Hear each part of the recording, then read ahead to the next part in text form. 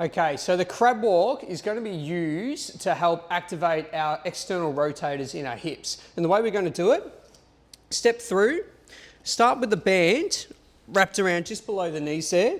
And then I want to get my feet into a position where they're both facing forward.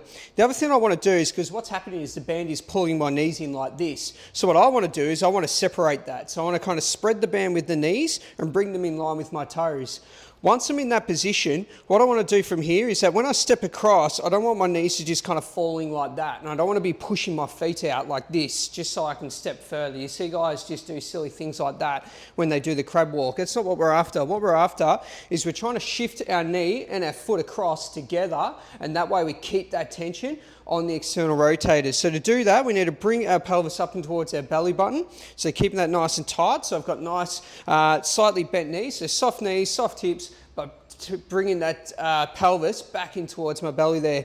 Then from there, just stepping across, that's it, and then come across with this left foot afterwards. So you can see that I'm maintaining this control. The other thing I'm doing as well is I'm keeping my torso very steady.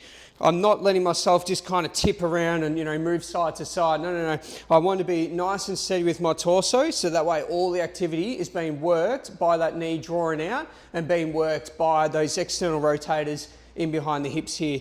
And what that's going to do is that's going to help stabilize. So I do a few steps one way, a few steps the other way. Once you've done a few steps either side, you're going to feel this is going to really start to burn just at the top of the glute there, because that's where it's working. So we go through, step, step, step, and you can see I really take my time. I don't just rush and just keep stepping across. I really take my time on each step. I make sure that I'm nice and steady before I go through the next one, and this tension is on the entire time. So that's what we want to do with our crab walk.